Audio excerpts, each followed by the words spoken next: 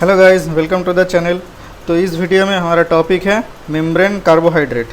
Membrane मतलब cell membrane के, और हम पढ़ रहे थे सेलुलर फिजियोलॉजी। सेलुलर फिजियोलॉजी के जो मेन कंपोनेंट जो सेल के पहला एंट्री पॉइंट क्या होता है? Cell membrane. सेल मेम्ब्रेन पढ़ रहे थे हम, और उसका ये लास्ट टॉपिक है। सेल मेम्ब्रेन के मेनली हम तीन स्ट्रक्चरल कंपोनेंट देखे थे। तीन स्ट्रक्चरल कंपोनेंट क्या है? तीन है, एक कार्बोहाइड्रेट, एक प्रोटीन और तीसरा है क्या? तीसरा है लाइपिड्स। ये तीन मेजर कंपोनेंट है सेल मेम्ब्रेन के। वहाँ पे प्रोटीन होता है सबसे ज़्यादा, हम देखे थे 55%, लिपिड होता है 40% और कार्बोहाइड्रेट्स होता है रेस्ट 5%। तो 5% of the only 5% of the macromolecule होता है कार्बोहाइड्रेट। तो ये 5%, इसीलिए इसका लीस्ट इंपॉर्टेंस है, और इसे लीस्ट ऑफ इम्पोर्टेंस है। इसलिए ये फ्लूइड मोज़ाइक मॉडल जो है, फ्लूइड मोज़ाइक मॉडल जो सिंगर एंड निकोलसन ने दिए थे, मोज़ाइक मॉडल में ये कार्बोहाइड्रेट इंक्लूडेड नहीं है। क्यों? फ्लूइड, यहाँ पे फ्लूइड पार्ट है लाइपिड पार्ट, और मोज़ाइक पार्ट है प्रोटीन पार्ट। और ये लाइपिड और प्रोटीन पार्ट को लेकर के जो फ्लूइड मोज़ाइक मॉडल वो मतलब प्रपोज किया गया था, जहाँ पे कार्बोहाइड्रेट का मतलब पार्टिसिपेशन नहीं है इस मॉडल में। क्यों? क्योंकि कार्बोहाइड्रेट का कंट्रीब्यूशन ओनली 5% है, इसीलिए।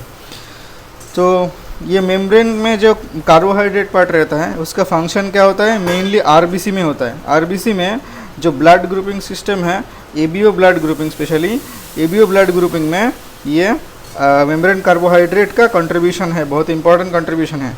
जैसे ए ब्लड ग्रुप अगर आरबीसी में, आरबीसी बाइकॉन्केव शेप होता है, आरबीसी में अगर कार्बोहाइड्रेट पार्ट अगर ये NAG मतलब एन एसिटाइल गैलेक्टोसामिन है अगर होगा, तो इसे ए ब्लड ग्रुप बोलेंगे।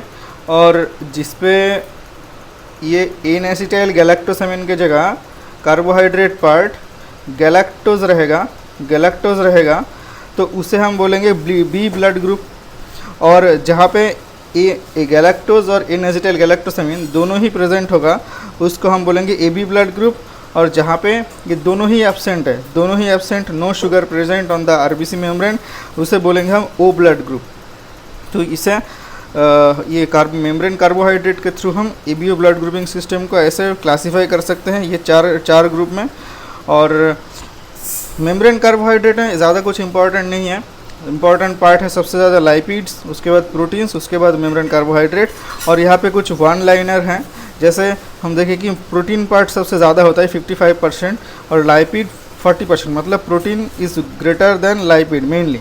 लेकिन एक जगह पर ये रिलेशन मतलब ये रूल नहीं फॉलो करता है। जैसे नर्व सेल मेम्ब्रेन है, नर्व सेल मेम्ब्रेन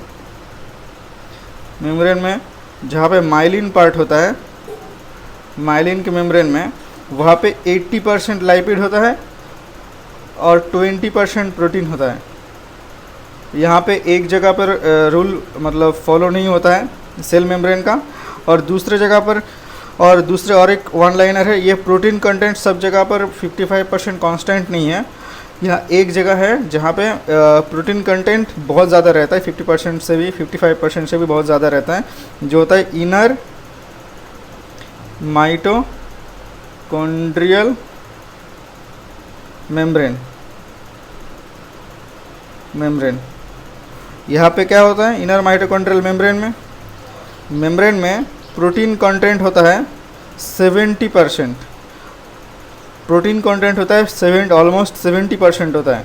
तो बहुत ज़्यादा रहता है, 55% से भी बहुत ज़्यादा रहता है, ऑलमोस्ट 70% होता है इनर माइटोकॉन्ड्रियल मेम्ब्रेन में। तो ये था दो वन लाइनर जिससे आप याद रखना है। और सेल मेम्ब्रेन के फिजियोलॉजी का मतलब फिजियोलॉजी यहीं पे ख़त्म होता है। तो मिलते हैं नेक्स्ट वीडियो में, इसके बाद डिस्कस करेंगे सेल ऑर्गेनेल्स। तो मिलते हैं नेक्स्ट वीडियो में, टिल देन गुड बाय।